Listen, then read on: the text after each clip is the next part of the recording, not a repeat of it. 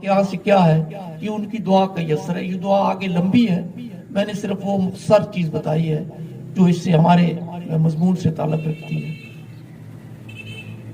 مطلب یہ ہوا کہ کلام کو پڑھنے کے بعد بھی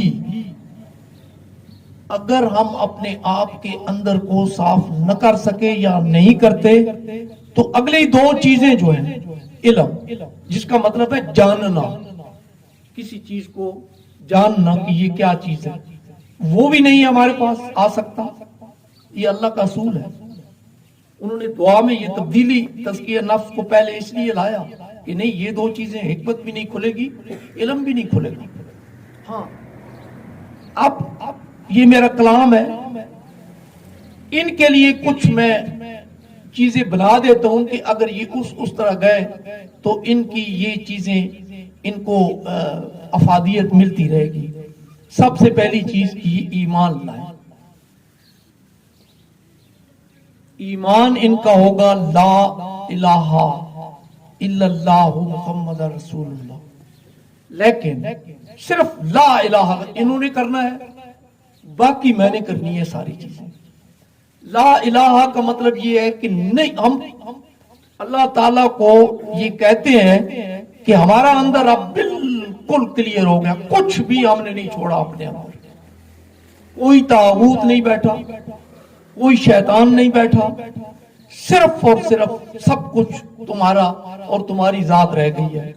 اب جب یہ چیز ہو جاتی ہے تو پھر جا کے ہمارے پہ اگلی چیزیں ہوتی ہیں.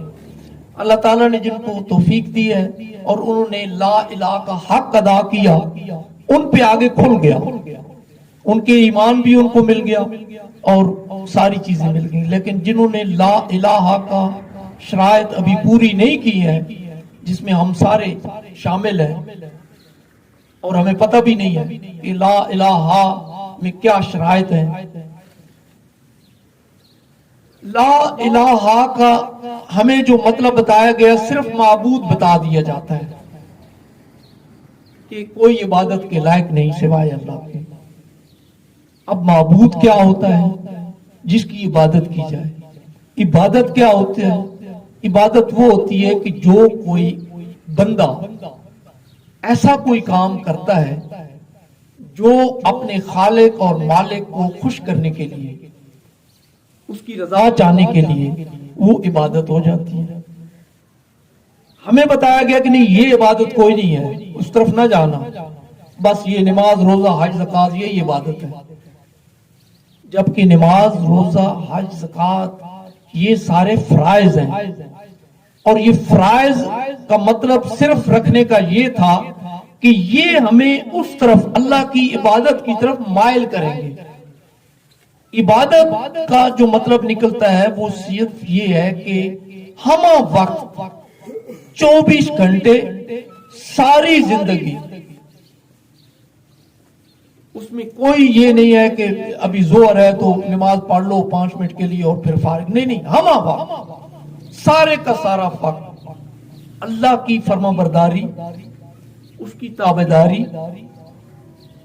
مجبوری سے نہیں، پوری محبت اور خلوص کے ساتھ کرے. اس تابعداری اور فرمانبرداری سے مراد یہ نکلے گی کہ ہم جو کچھ بھی کرتے ہیں کام، جو کچھ بھی، اس کام کا مقصد جو ہے وہ صرف اور صرف اس کو راضی کرنا بن جائے. یہ دنیا داری ہے، یہ حق ہے، سامنے ہے سورج کی روشنی میں. یہ بھی ہم نے زندگی اپنی گزارنی ہے، ایک وقت مقرر ہے. لیکن کام جو بھی ہم نے کرنا ہے، عمل جو بھی ہم نے کرنا ہے، وہ ہمارے ذہن میں لا الہ کا جو تقاضا ہے وہ پورا ہو، کہ جو بھی میں کر رہا ہوں، سو بھی رہا ہوں، حتیٰ کہ وہ بھی میرا مقصد یہ ہو کہ میں سوتا اس لیے ہوں تاکہ اس کے بعد جب میں اٹھوں گا صبح سویرے تو میں اللہ کی عبادت خلوص اور زیادہ اچھے فریش ہو کر، تازہ ہو کر سکوں گا. سونا بھی اس کا عبادت بنے. 24 گھنٹے وہ عبادت میں ہے بندہ، اور وہ فرمانبرداری کرے گا تو آگے لا الہ کے بعد الا اللہ اور محمد رسول اللہ آئے گا اور ایمان کے ہم دعوے دار بنیں گے. ورنہ صرف لا الہ پڑھ لینے سے، میں جب باہر ہوتا تھا تو یہ اس پہ بڑا کوشش کرتا تھا کہ کوئی عیسائی ہو یا کوئی اور غیر مذہب ہو، اس کہتے ہیں کلمہ پڑھ لو، وہ کہتے ہیں بھائی میں 20 دفعہ پڑھ لیتا ہوں، کیا ہو پڑے گا، اور وہ پڑھ بھی لیتا تھا. وہ کہتے ہیں کیا ہوا ہے، کچھ بھی نہیں ہوا. تو انہوں نے بھی یہ سکھایا کہ واقعی جب تک اس کو اندر سے دل سے تسلیم نہ کیا جائے اس وقت تک صرف منہ سے بول دینے سے تو کچھ بھی نہیں ہوگا، نہ ایمان آئے گا اور نہ ہوگا. تو اس طرح زبانی پڑھ لینے سے جو ایمان آتا ہے اس کو ہم قانونی ایمان کہتے ہیں، اس کا حقیقی ایمان سے کوئی تعلق نہیں ہے. قانونی ایمان وہ ہوتا ہے کہ ہم اپنی زندگی میں جب تک یہ کلمہ پڑھ رہے ہیں اس وقت تک ہم تمام مسلمانوں کے یعنی تسلیم کریں. جب پڑھتے ہیں کلمہ تو ہم تسلیم کرتے ہیں نا کوئی چیز. تو یہ جو اسلام میں ہم کہتے ہیں کہ ہم مسلمان ہو جاتے ہیں، قانونی ایمان سے ہم مسلمان ہیں، لیکن اس کا تعلق صرف اس دنیا تک ہی قائم رہے گا. اس کا آگے اس کی تقاضے پہ یا اس کی بیس پہ کوئی فیصلہ نہیں ہوگا. وہاں جو فیصلہ ہونا ہے وہ ایمان حقیقی پر ہوگا اور وہی ہمارے ساتھ جائے گا. اب سورہ العصر آ گئی، جب وہ سورت اتری تو ایک پونچال بن گیا، ایک بہت بڑا زلزلہ دلوں میں قائم ہوا کہ اللہ تعالیٰ نے اعلان کر دیا کہ یہ جو عصر کا یہ جو ٹائم ہے اس وقت ہم بیٹھے ہیں، اس ٹائم کو گواہ بنا کے کہ جس طرح تیزی سے یہ ٹائم گزر رہا ہے عصر کا، اسی طرح آپ کی زندگی گزر رہی ہے اور آپ گزر رہے ہیں، آپ جا رہے ہیں. اور اس وقت تک جو آپ نے کیا کرتا ہے آپ خسارے میں جا رہے ہیں. بیدار ہو جاؤ، ہوشیار ہو جاؤ، خبردار ہو جاؤ، سوائے ان لوگوں کے الذین آمنوا وعملوا الصالحات وتواصوا بالحق وتواصوا بالصبر. 4 چیزوں کا کہ یہ 4 تقاضے جس نے پورے کر لیے وہ کامیاب ہو. باقی سارا کچھ ان کے نام نہیں لیے، سارے کچھ نہ بندوں کو بتایا، نہ کسی مذہب کا نام لیا کہ کافر یا عیسائی یا بدھ مت یا بغیر، نہیں، سارے کے سارے خسارے میں جا رہے ہو.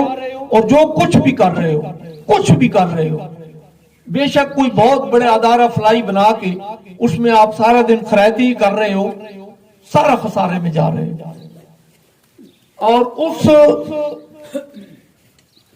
اگر یہ 4 چیزیں کسی کی مکمل ہو گئی تو وہ میں قبول کر لوں گا.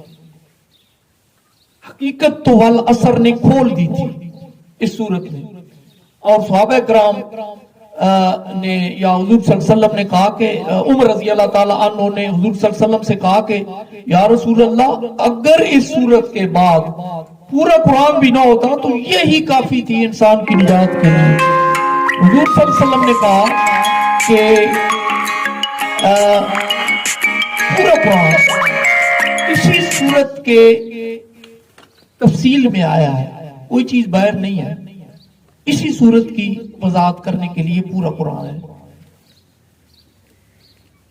اب میں نے بھی، آپ نے بھی، سارے انسانوں نے خواہ کسی بھی مذہب یا گروہ سے ان کا تعلق ہو، یہ 4 چیزیں کہ اپنے آپ میں ایمان داخل کرنا ہے، اور وہ حقیقی ایمان ہے، وہ لا الہ سے اندر ہوگا. لا الہ کی شرائط پوری ہوں گی تو اندر ہوگا. لا الہ کی شرائط نہیں پوری ہو سکتی جس وقت تک اللہ کی کلام، اب رسول تو ہے نہیں، قرآن پاک ہمارے پاس ہے، اللہ کی کلام کو ہم نہیں پڑھیں گے، اس کے ذریعے ہم تزکیہ نفس نہیں کریں گے.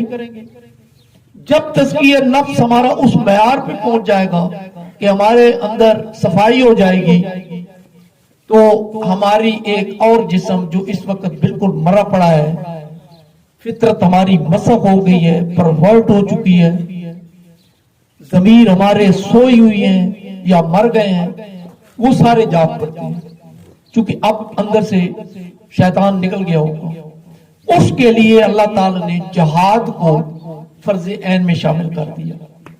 اب جہاد سے یہ کام ہو سکتا تھا اور اب بھی جو لوگ کر رہے ہیں وہ کرتے ہیں، لیکن ہمیں جو جہاد کا